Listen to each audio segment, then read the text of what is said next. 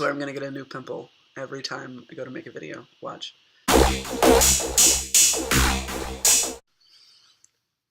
Hey, this is my dog. They have to stay in my room right now because this is the dog that reproduces, and it is the time of year where she wants to reproduce. And our other dog, which is a dog which has the co-ingredient for reproduction, is going crazy. So I had to put this diaper on the dog. So now every time Lady looks at me, she has this look of utter betrayal on the face. It's ridiculous.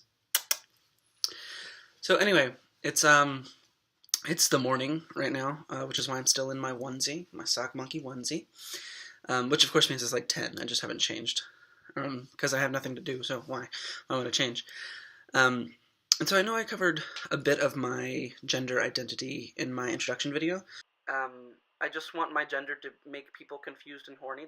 But I wanted to go over some basic things about not only my identity, but around like words and thoughts and identifiers as they relate to non-binary, at least for me. And I should say that. And anything I say is wholly unrelated, is about myself.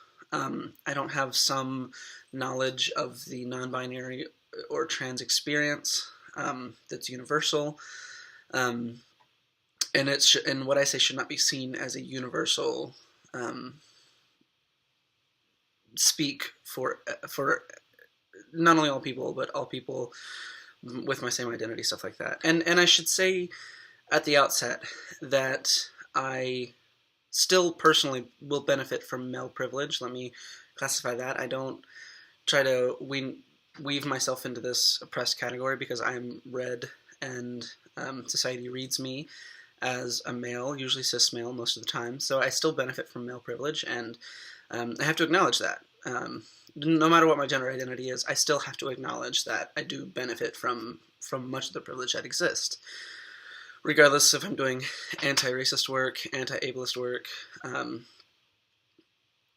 feminist, new wave feminist, any of that stuff, that doesn't negate the fact that I still benefit from privilege of society, even as I'm trying to change it.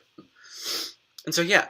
And so I started thinking about these new ways to like what is the gender? So it's like, you have a spork, right? You have spoons and forks, and you have like spork, which is both and neither.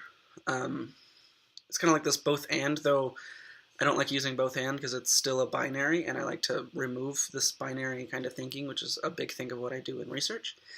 But the spork is kind of both a fork and a spoon, and it's neither. It's like both and neither and all of these things. So that's kind of where I sit in my non-binary. Like, you can use it as a spoon, you can use it as a fork, you can use it as its own separate thing. And fun fact that is completely true, and I did not just make up, the spork is called a spork because foon would sound ridiculous. So, you might hear non-binary, and this is just part of what I want to talk about.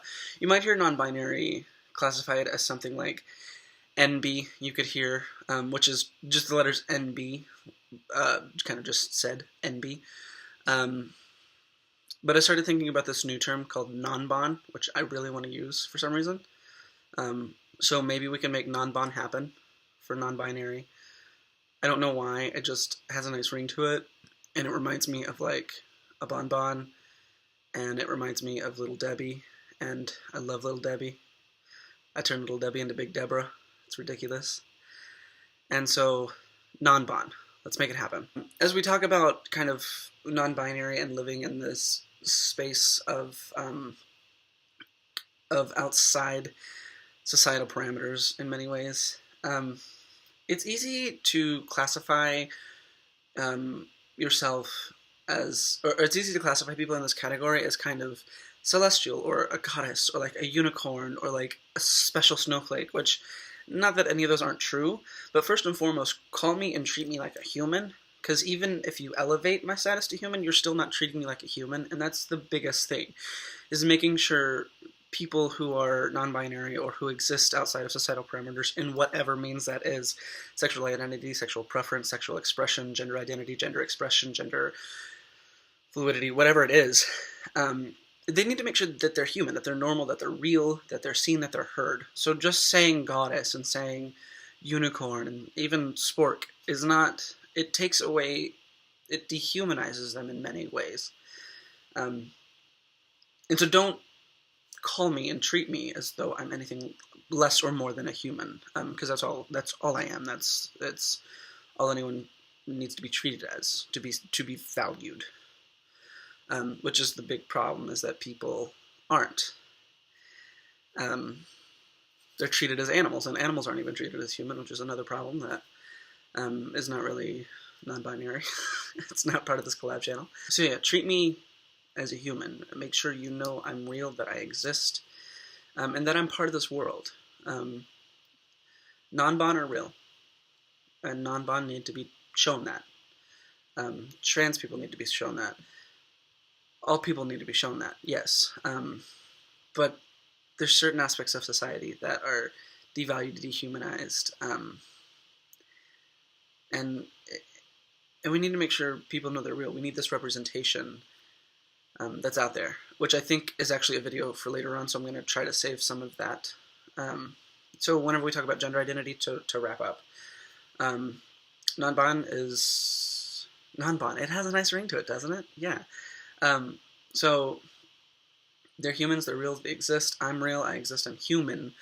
And treat me as such. Peace.